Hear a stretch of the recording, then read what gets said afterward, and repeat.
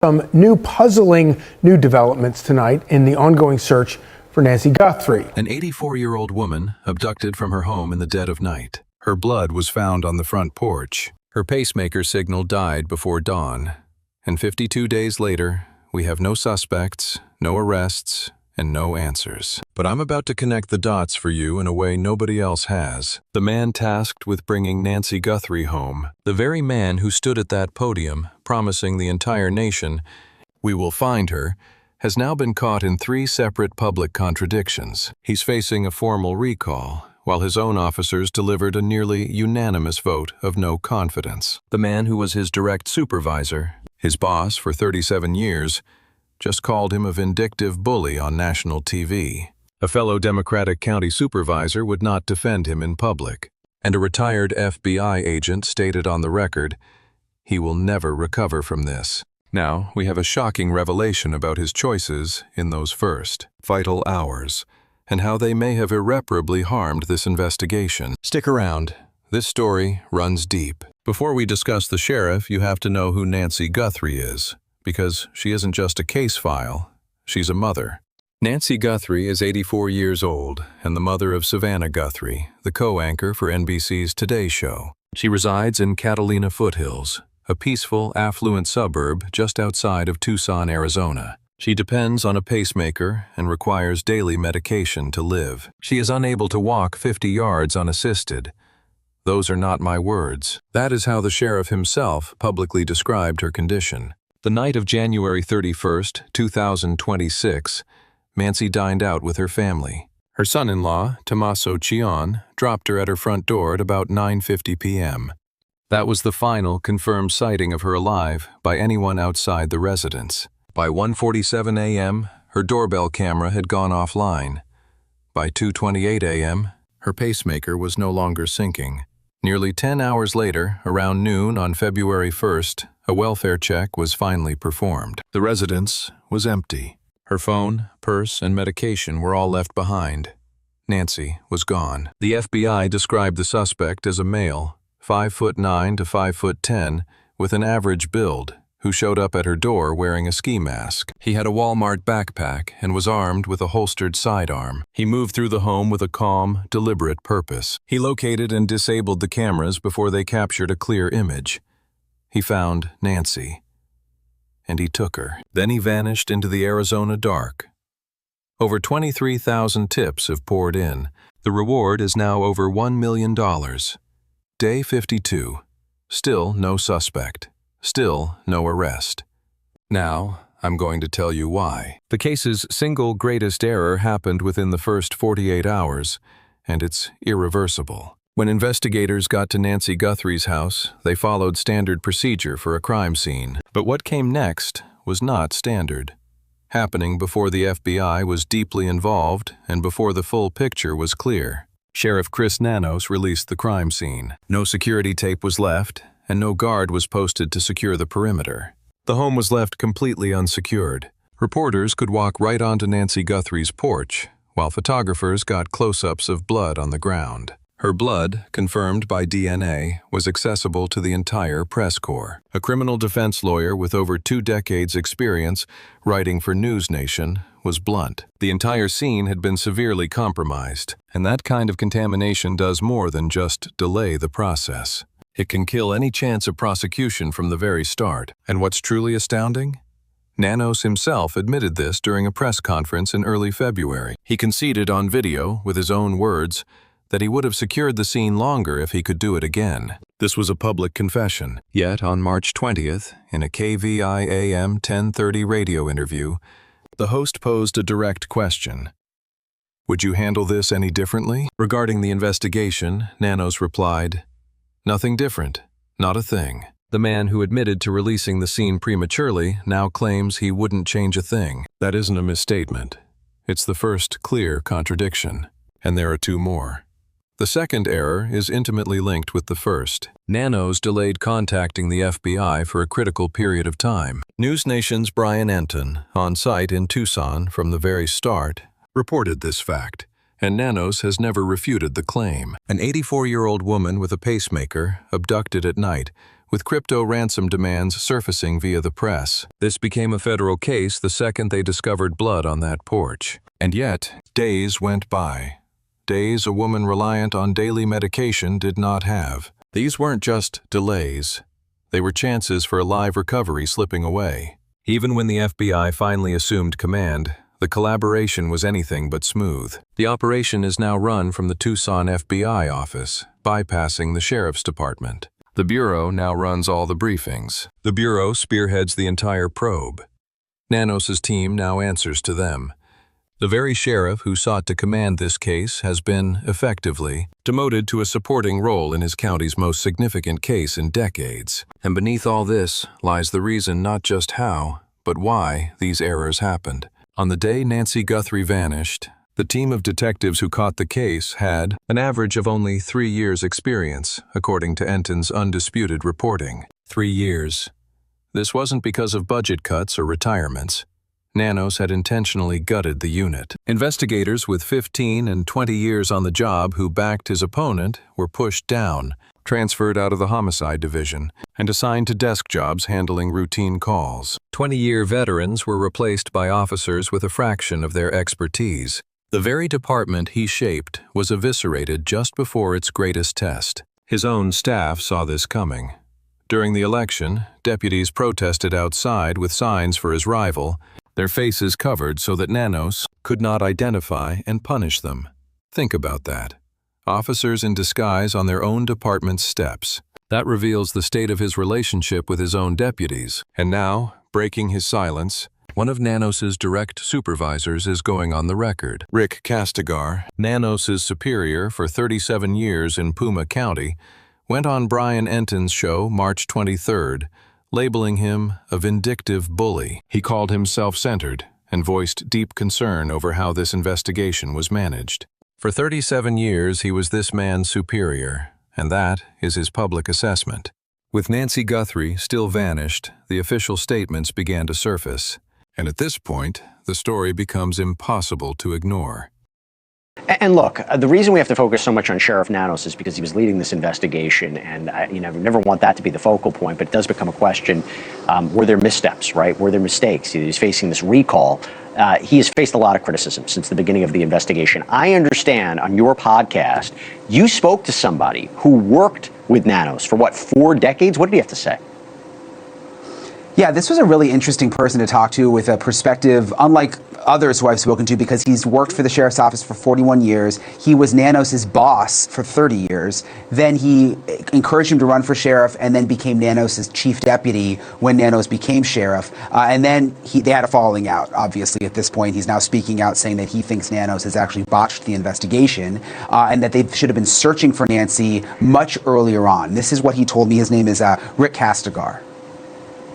I believe some of the searches that began within a few days after the fact were reactionary and were pressured by public opinion and were, we forgot to do this and we should do it now.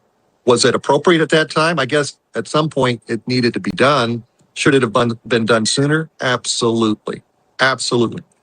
What I'm trying to suggest to you, Brian, is that Chris is not interested in other perspectives or other opinions or somebody trying to help him.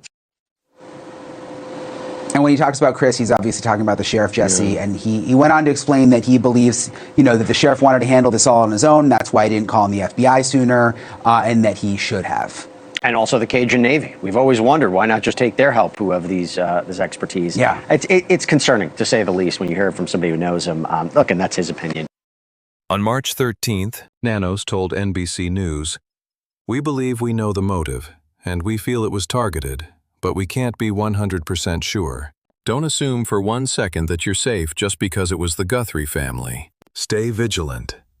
Fear gripped the city of Tucson. The elderly locked their doors, fearing a predator could strike again. Do you think that this suspect could strike again, whoever did this? Well, absolutely. Absolutely. I mean, these are criminal minds. Well, he didn't disclose it. The sheriff says investigators do have a theory for a motive. We believe we know why he did this, and we believe that it was targeted, but we're not 100% sure of that.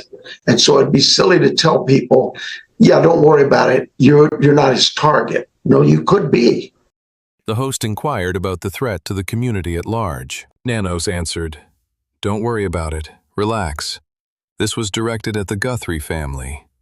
Model. Forget that. Within a week, the same official gave a completely contradictory account. That marks the second inconsistency. In that same interview, the third contradiction surfaced. When asked about regrets, he claimed he would change nothing.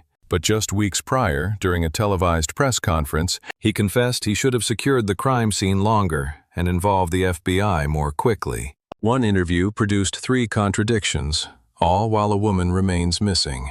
A public relations specialist put it bluntly to the Mirror US. Public trust is built when law enforcement messaging is transparent, consistent, and proactive. And this appears to be precisely where the Puma County Sheriff's Department is faltering. To put it politely, or more directly, the man leading this case can't keep his narrative consistent. Then a bombshell revelation emerged that altered the entire situation. The Arizona Republic, citing official documents obtained straight from the El Paso Police Department, revealed that before Chris Nanos led Puma County, he was suspended 8 times in 6 years as a young officer in El Paso, Texas. 8 separate times for a sum of 37 days. His file detailed infractions which included claims of excessive force. A robbery suspect was sent to the intensive care unit after one encounter. Also listed were off-duty gambling, lateness, missing duty, and insubordination. In all, 26 different allegations appeared on his internal affairs record over 5 years. In 1982, his superiors gave him an ultimatum: resign or be fired. He stepped down. His official biography on the county website stated his El Paso tenure ended in 1984, 2 years after he was made to leave. That error has now been discreetly amended on the department's site. Currently, Pima County's Sheriff, Chris Nanos, is contesting a news report alleging his career history was falsified. The story suggests that his resume contains details that conflict with records from his early career. The sheriff is now addressing the critique in an exclusive with News 4 Tucson's Monica Garcia. So Monica, walk us through that interview. Hello, Sean.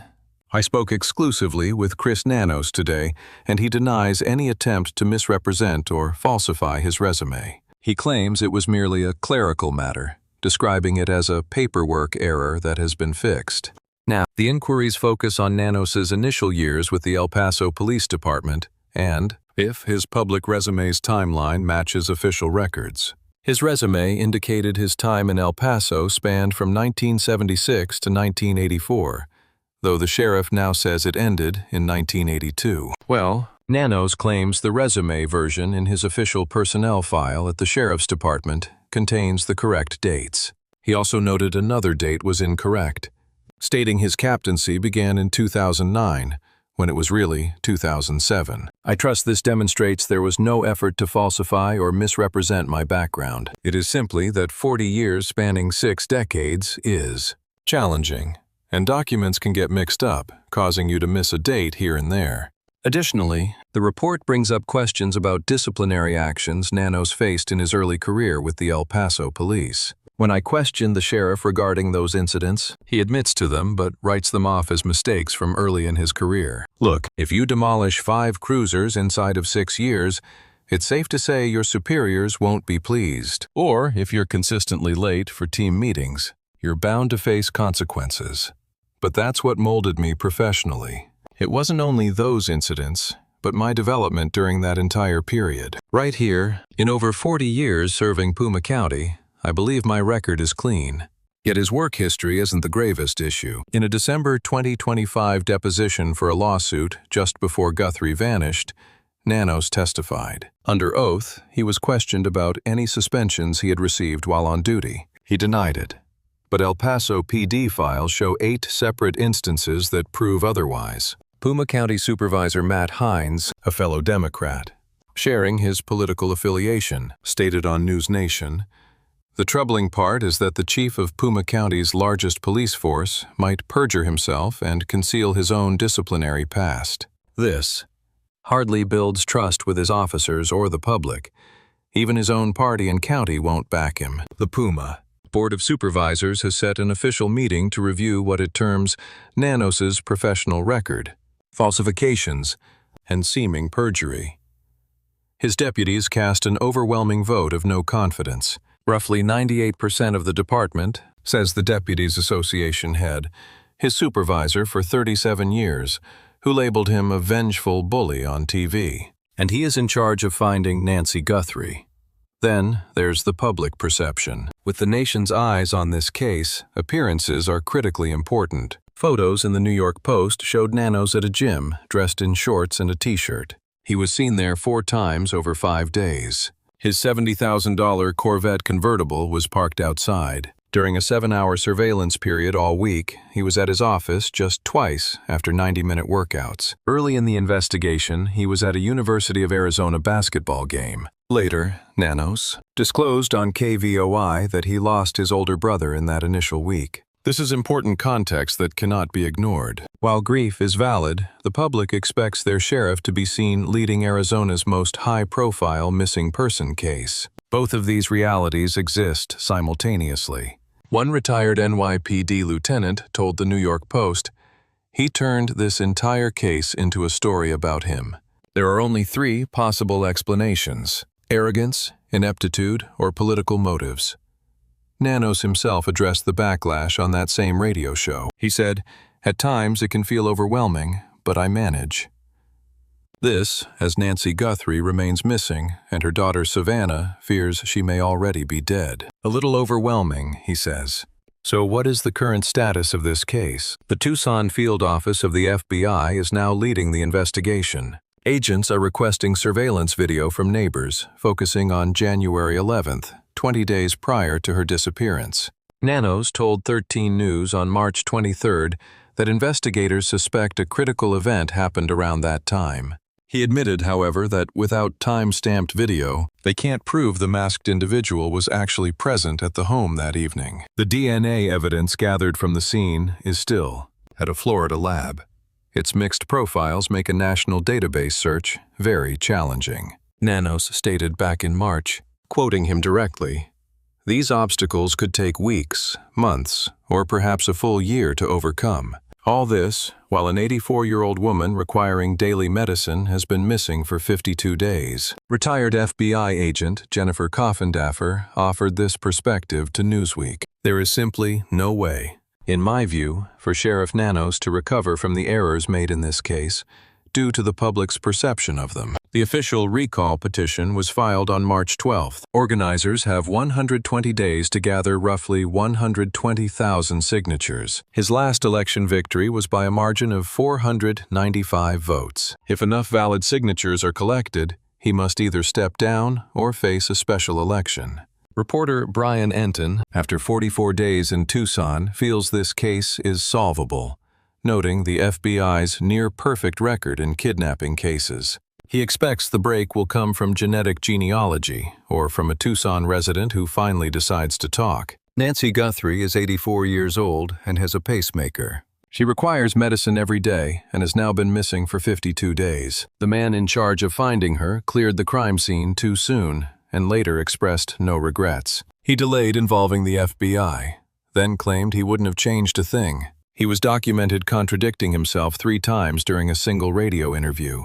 He had already dismantled his experienced detective unit before this case even started. His own officers held a near-unanimous vote of no confidence against him. A supervisor from his own party declines to defend him.